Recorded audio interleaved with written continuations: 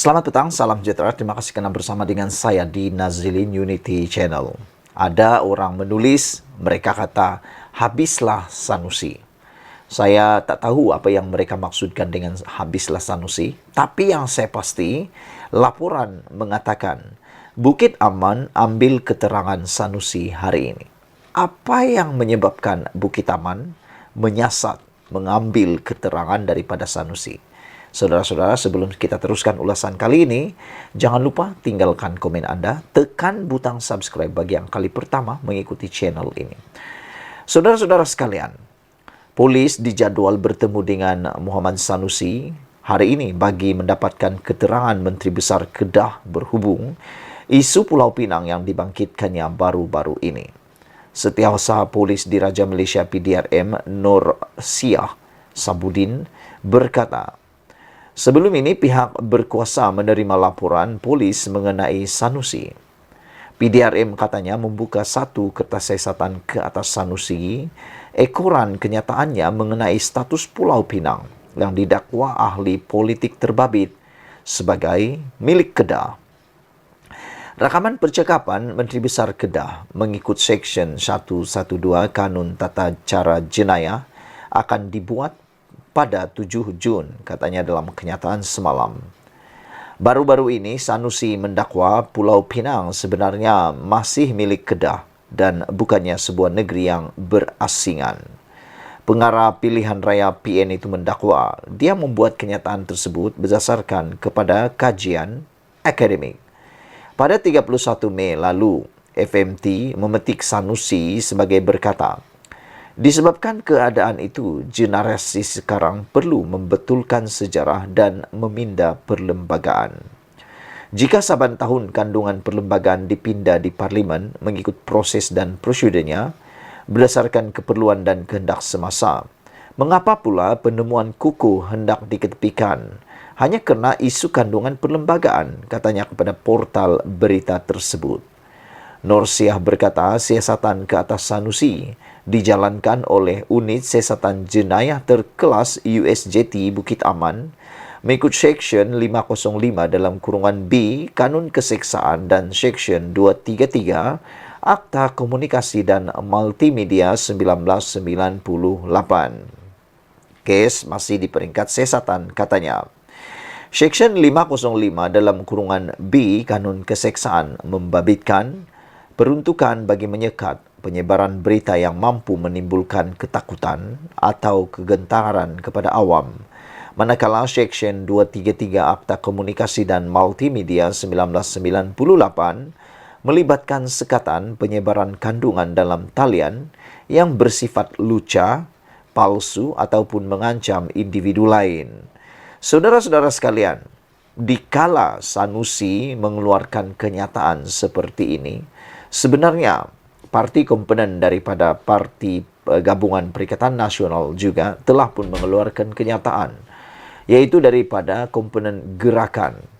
Melalui kenyataan daripada pemimpin gerakan tersebut, dia menyatakan bahawa kalau Sanusi nak mendapatkan sokongan di Kedah, jangan sampai membabitkan ketenteraman awam dan jangan sampai bercakap tentang kedaulatan negeri Pulau Pinang. Kerana perkara itu boleh, pada pendapat saya boleh menyebabkan sokongan terhadap gerakan di Pulau Pinang untuk pilihan raya negeri akan datang di Pulau Pinang ini akan terjejas. Dan saya fikir tindakan Sanusi ini sebenarnya bukan membawa keuntungan kepada Perikatan Nasional. Mungkin seperti yang dinyatakan oleh pemimpin gerakan tersebut, mungkin Sanusi boleh mendapatkan sokongan di Kedah apabila beliau bercakap tentang hal tersebut. Tetapi bagi di Pulau Pinang, besar kemungkinan Perikatan Nasional akan ditolak di Pulau Pinang. Hal ini kerana apabila Sanusi menuntut seperti itu, orang-orang Pulau Pinang pasti akan tersinggung dan terasa. Jadi itu sebabnya Bukit Aman mengambil keterangan Sanusi hari ini berkaitan dengan kenyataan Sanusi yang mengatakan bahawa Kedah bukannya